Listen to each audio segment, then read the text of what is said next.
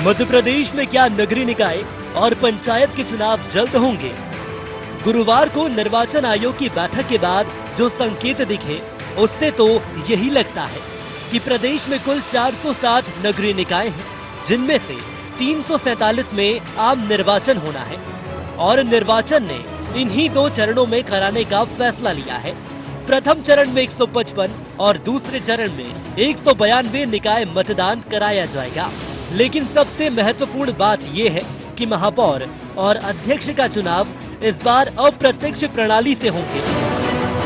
कांग्रेस सरकार इसका प्रस्ताव लेकर आई थी, जिसका बीजेपी ने विरोध किया था। अब कांग्रेस निर्वाचन आयोग का फैसला आने के बाद बीजेपी पर सवाल उठा रही है।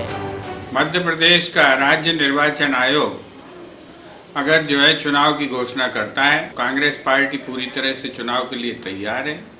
भारतीय जनता पार्टी अभी तक डरी हुई थी, इसलिए चुनाव से भाग रही थी। दमोह के परिणामों के बाद वो और ज्यादा भयभीत हो गए और इसलिए उन्होंने चुनाव को टाला। अब अगर सामने चुनाव की चुनौती आती है तो कांग्रेस पार्टी की पूरी तैयारी है, हम उसका जो है खुलकर सामना करेंगे। भारतीय जनता पार्टी धराशायी होगी। निर्वाचन आयोग ने नगरीय निकाय के साथ त्रिस्तरीय पंचायतों के चुनाव की भी बात कही है, लेकिन इन चुनावों पर बीजेपी की प्रतिक्रिया कुछ अलग है। राज्य निर्वाचन आयोग प्रदेश में नगरीय निकाय चुनाव का जो समय कैलेंडर तय करेगा, उसके आधार पर भारतीय जनता पार्टी विचार करेगी। अभी राज्य निर्वाचन आयोग को निर्णय लेने दीजिए, उसके अनुसार फिर भारतीय जनता पार्टी से अगर वो विमर्श करेंगे, सलाह मांगेंगे, बैठक करेंगे तो भारतीय जनता पार्टी अपना पक्ष रखेगी। कोविड महामारी के कारण नगरीय निकाय और पंचायत के चुनाव में देरी हुई है। निर्वाचन आयोग ने अब चुनाव के संकेत देकर राजनीति में सरगर्मी बढ़ा दी है। लेकिन बड़ी बात यही है कि अप्रत्यक्ष प्रणाली से चुनाव होने के क्या मायने निकाले जाएं। Bureau report, IND 24।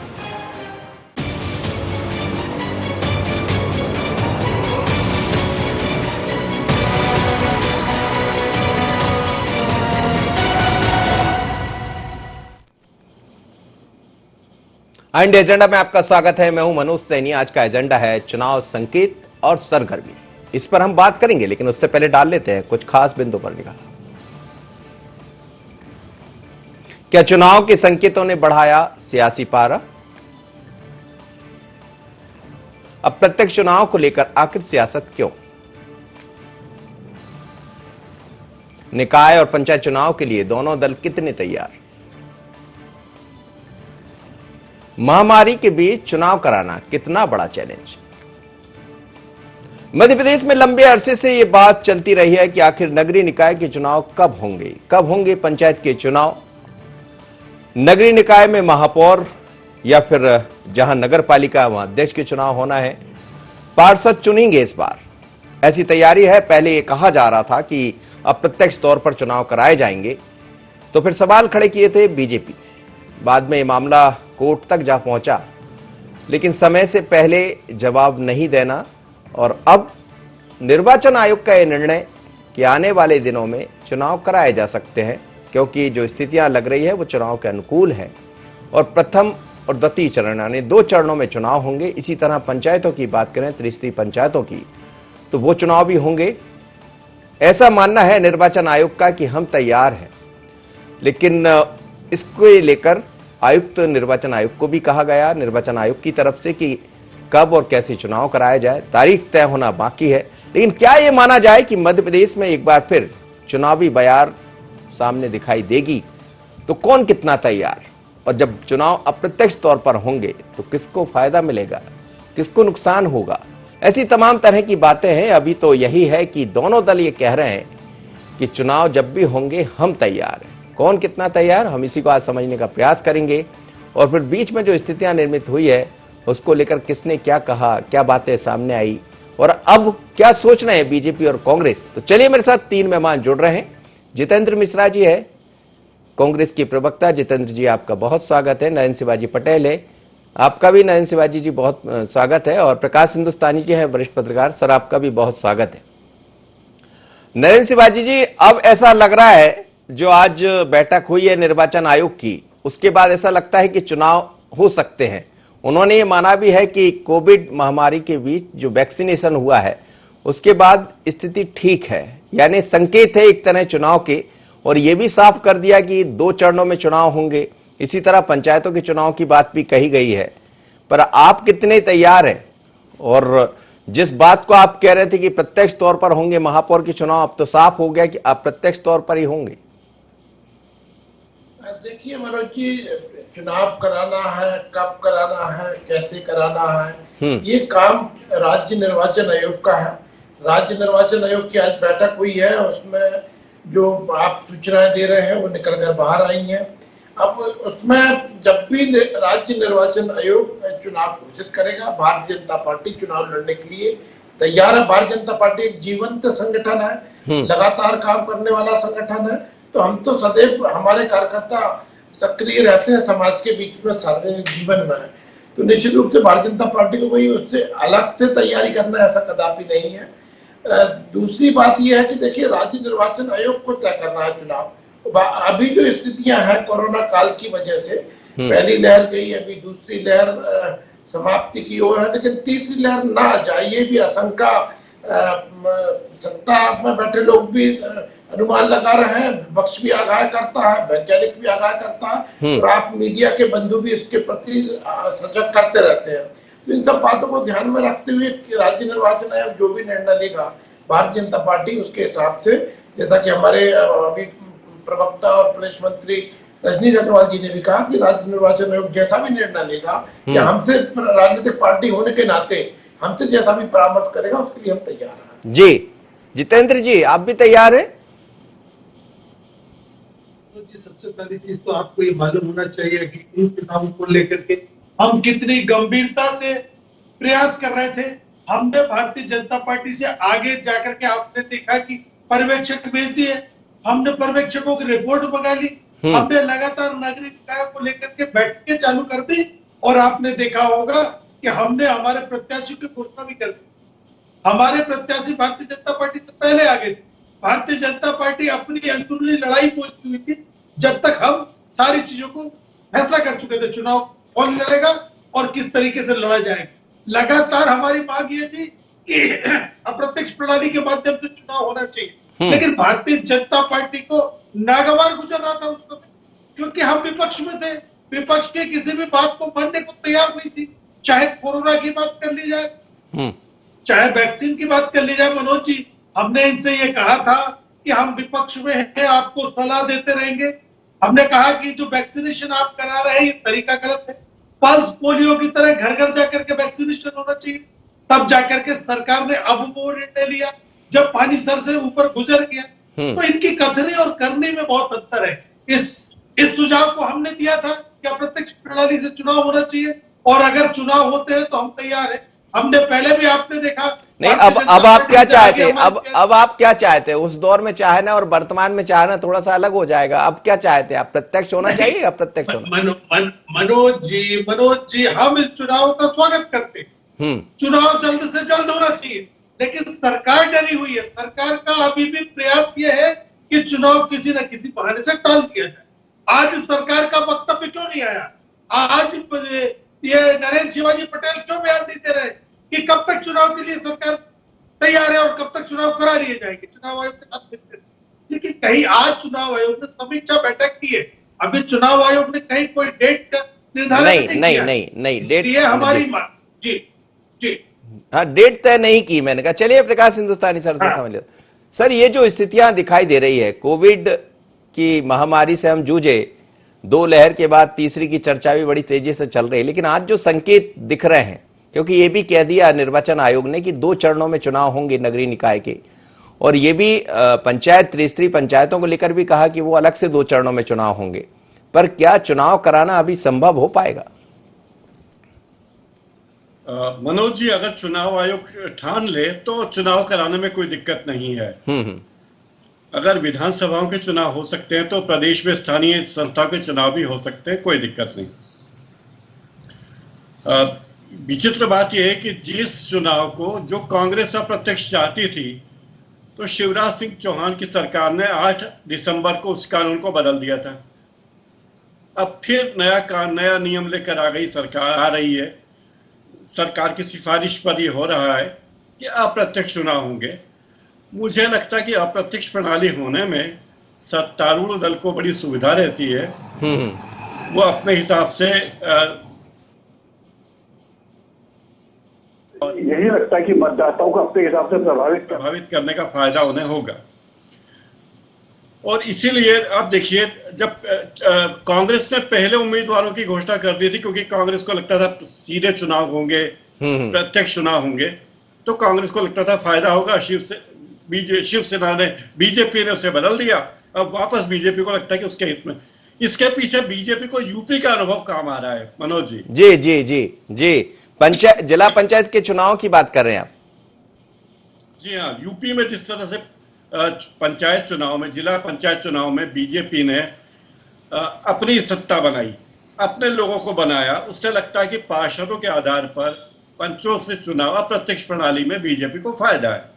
नरेंद्र जी, नरेंद्र जी, क्या ऐसा कुछ है आपके मन में? क्योंकि ये बात तो सच है कि जब अप्रत्यक्ष प्रणाली से चुनाव कराने की बात कही, और आज निर्वाचन आयोग ने ये तो अब साफ कर दिया कि अप्रत्यक्ष तौर पर ही होंगे चुनाव, महापौरों को पार्षद चुनेंगे, तो एक सवाल तो उठता है कि ऐसा लाभ, इसका लाभ कहीं ना कहीं सरकार में जो भी पार्टी होती है उसको मिलता है, और यही शायद उस दौर में कांग्रेस चाह रही होगी। लेकिन अब पासा पलटा हुआ है, सरकार आपकी हो गई है, और जो आप नहीं चाह रहे थे वो अब हो रहा है, वो शायद आपकी चाहत में भी शामिल हो गया होगा। देखिए मनोज जी, अभी हिंदुस्तानी जी ने बहुत अच्छे से विषय को रखा है और आपने भी उसको आगे बढ़ाया है, लेकिन जो हो रहा है उसमें भारतीय जनता पार्टी का तो मत था प्रत्यक्ष का। भारतीय जनता पार्टी ने पहले भी प्रत्यक्ष में चुनाव कराए हैं और पूरे महापौर 15 के 15 महापौर भारतीय जनता पार्टी के जीते थे प्रत्यक्ष चुनाव में। तो भारतीय जनता पार्टी अभी भी प्रत्यक्ष चुनाव चाहती थी।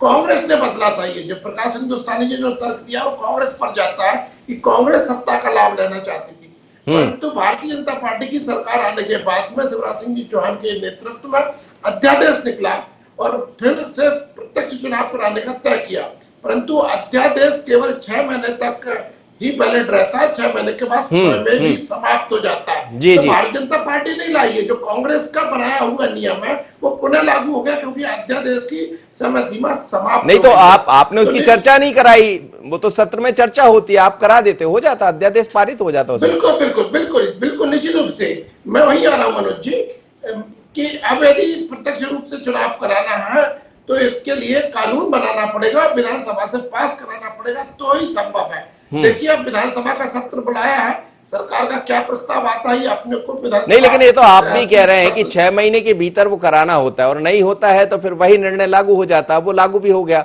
जी जी। तो इसमें जो रहा, प्रकाश जी ने दोनों बातें कही थी कि जो भी सत्ता में होता है यदि वह प्रत्यक्ष तौर पर चुनाव कराता है तो उसका लाभ उसको मिलता है। उन्होंने जिक्र भी किया उत्तर प्रदेश का, तो क्या ये ऐसा कुछ आपके मन में भी चल रहा है, उत्तर प्रदेश जैसा हो जाए मध्य प्रदेश में?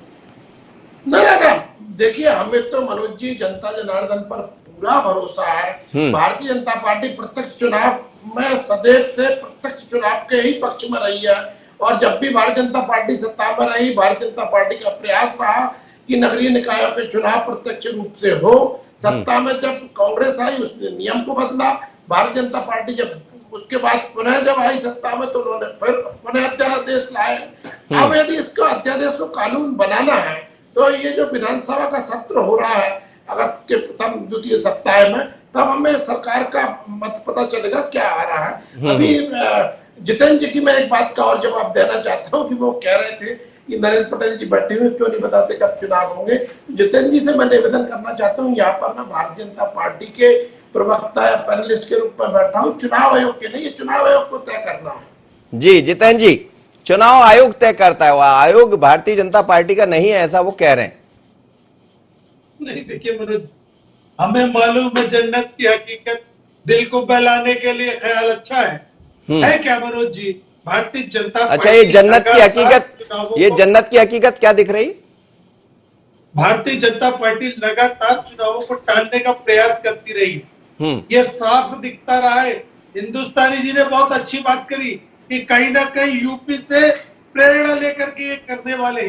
यूपी में इन्होंने क्या किया, सभासद हो या वो जिला पंचायत के सदस्यों ये दूसरे दलों से जीत के रखे आए, लेकिन जिला अध्यक्ष इन्होंने अपना बनाया, जिला पंचायत अध्यक्ष इन्होंने अपना बनाया। ये खेल भारतीय जनता पार्टी का बुनियादी खेल है, ये चरित्र है, ये उनका स्वभाव है। इस तरीके खेल मध्य प्रदेश में भी खेलने का प्रयास किया जाएगा, ये हमें मालूम है, लेकिन मध्य प्रदेश में अप्रत्याशित परिणाम आएंगे। भारतीय जनता पार्टी की सरकार के खिलाफ माहौल है, महिलाओं पर अत्याचार, बेरोजगारी, किसानों पर अत्याचार, ये सारी चीजें मध्य प्रदेश का मतदाता इंतजार कर रहा है कि किस दिन चुनाव की घोषणा हो जाए, उसके परिणाम मनोज जी आपके सामने हैं। क्या बोल रहे हैं नरेंद्र जी, क्या कुछ कह रहे हैं आप? कुछ बोलना चाह रहे हैं, बोलिए। लाख प्रयास कर रही है, मध्य प्रदेश में सफल होने वाले नहीं है। जितेंद्र जी ने बड़ा क्रांतिकारी भाषण अभी दिया है, लेकिन वो शायद भूल रहे हैं कि अप्रत्यक्ष रूप से चुनाव कराने का तय कांग्रेस की सरकार ने किया था, भारतीय जनता पार्टी ने नहीं किया। हम कह रहे हैं कि हमारा निर्णय है, लेकिन आप जो आरोप आप लगा रहे हैं वो आप पर बैठ रहे हैं। आप इस निर्णय का जो आरोप आप पे लगा रहे हैं वो कांग्रेस देखिए, आज आपकी स्थिति तो आप छछूंदर कमलनाथ जी की सरकार पर जा रहे हैं। निर्णय था उसको बदलना चाहते हैं आप, लेकिन चूंकि आपके पास में कोई रास्ता नहीं है, इसलिए आपकी मजबूरी में ये आपने अप्रत्यक्ष चुनाव प्रणाली को चिंतित किया है, क्योंकि अरे हमने नहीं किया बाबा, खेल करने हमने नहीं किया। अभी अध्यादेश की समय सीमा समाप्त हुई है, लेकिन मध्य प्रदेश की जनता अब ये नहीं है। शिवाजी नरेंद्र भाई, बहुत परिस्थितियां बदल गई है। भारतीय जनता पार्टी के सरकार के खिलाफ किसानों में, बेरोजगारों में, महिलाओं में गुस्सा है, जो इस निकाय चुनाव हो गए तब भाषण देना जितेंद्र भैया। अरे जितेंद्र जी, ये भाषण बचा के रखिए, चुनाव हो गए तब देंगे। ये भाषण नहीं है, बात करिए। ये आपके चिंतन है, अप्रत्यक्ष रूप से कराने का निर्णय आपकी सरकार का था, भारतीय जनता पार्टी का नहीं है। तो जो आरोप आप हम पर लगा रहे हैं वो बेरोजगारी के खिलाफ वोट देगी जनता। आने वाले समय में हम स्वीकार करते हैं कि ये निर्णय हमारा था, और मजबूरी में हमको भी आप जो वादे कर मध्य प्रदेश की जनता से आपने मध्य प्रदेश की सत्ता हटाई थी, उनको आपने पूरा नहीं किया। इस पर निर्णय करेगी ना प्रदेश की जनता। चलिए, मैं लौट रहा हूं। प्रकाश जी, आप सुन रहे थे दोनों को, लेकिन सवाल यह भी है कि क्या जो स्थितियां नजर आती है, जैसे आपने भी कहा कि यदि चुनाव आयोग चाहे तो चुनाव हो जाएंगे, उसमें कोई बहुत मुश्किल बात नहीं है, लेकिन शंका तो यह भी जताई जा रही कि तीसरी लहर हो सकती है। जिस तरह से केंद्र से लेकर राज्य तक जो तैयारियां दूसरी लहर में नहीं दिखी थी, वो तीसरी में कम से कम दिखाई दे रही। क्या इस बीच में ये भारी तो नहीं पड़ जाएगा चुनाव कराना? लेकिन चुनाव आयोग जो संकेत दे रहा है, उससे हमें लगता है कि कहीं ना कहीं कुछ ऐसी चीजें जरूर हुई है जिससे अब आयोग भी महसूस कर रहा है कि चुनाव करा दिए जाए। इंतजार लोग लंबे समय से कर रहे हैं।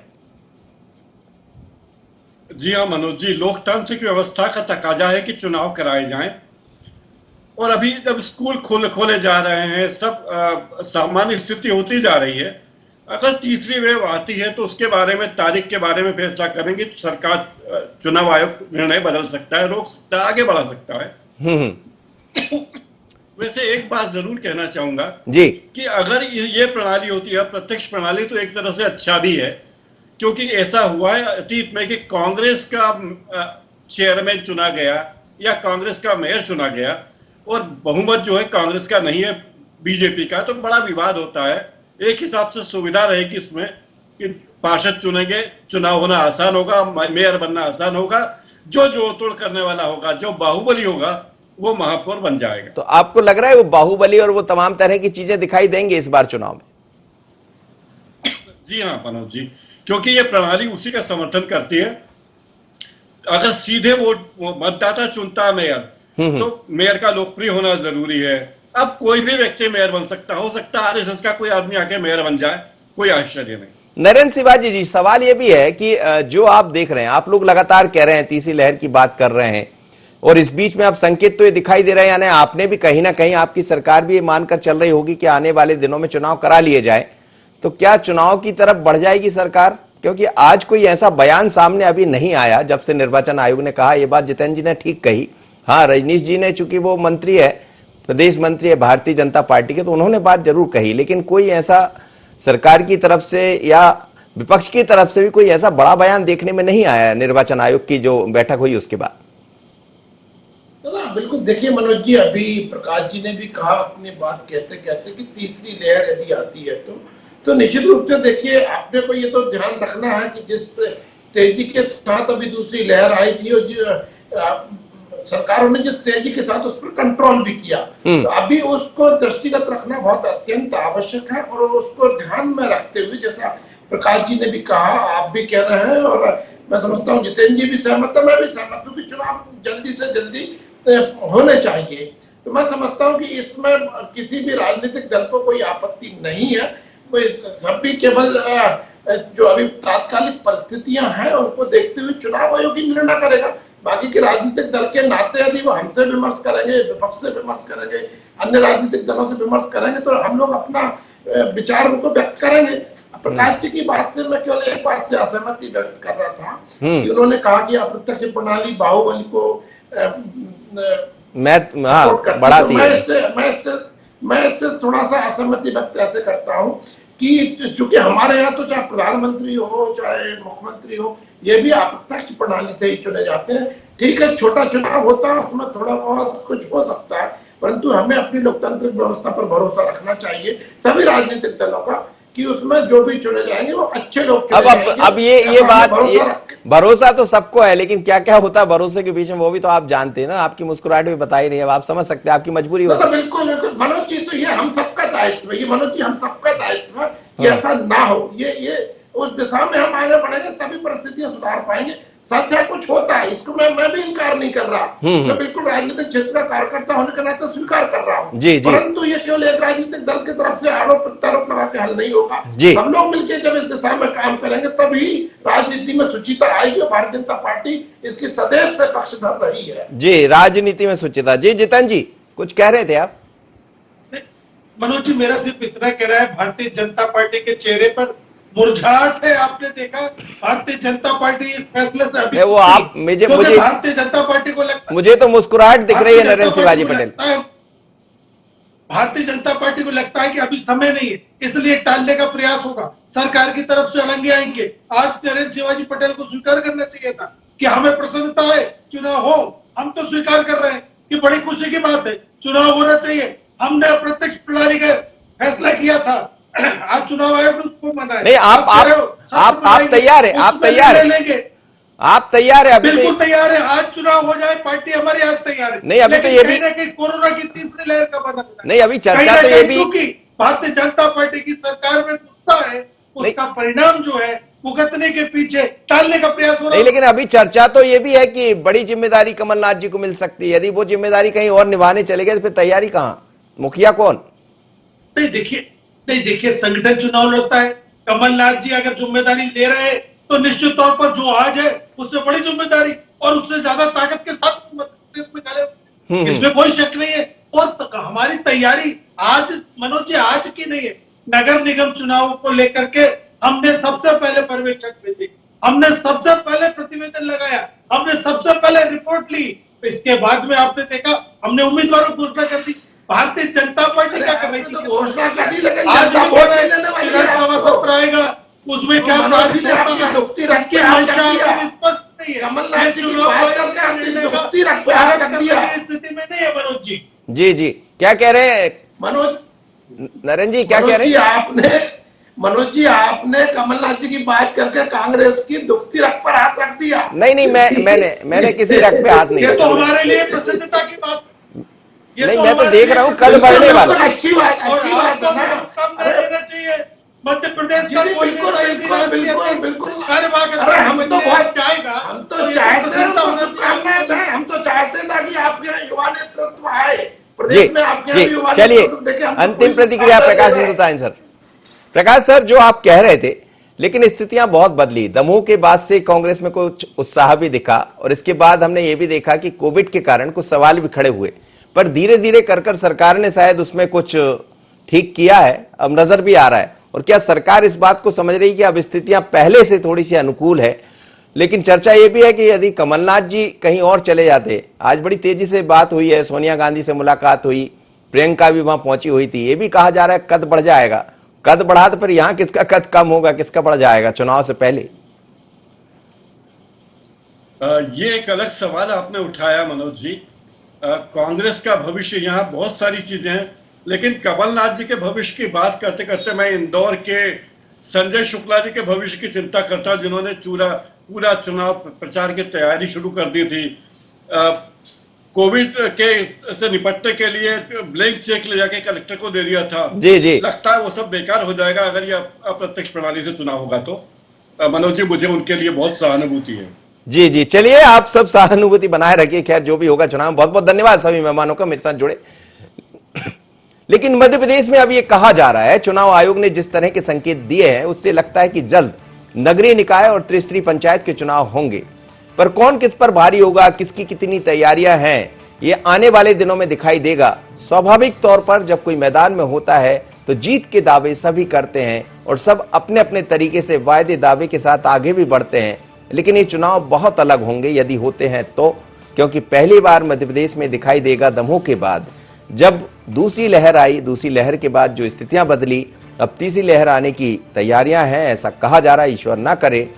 पर कोविड महामारी के बीच में पंचायत के चुनाव कराना कितना बड़ा चैलेंज होगा, नजर इस पर भी रहेगी। और नजर इस पर भी रहेगी कि संकेत के बाद इस सरगर्मी के क्या आसार दिखते हैं, किस तरह से बीजेपी कांग्रेस आगे आती है। मुझे दीजिए इजाजत, बने रहिए IND 24 पर। नमस्कार।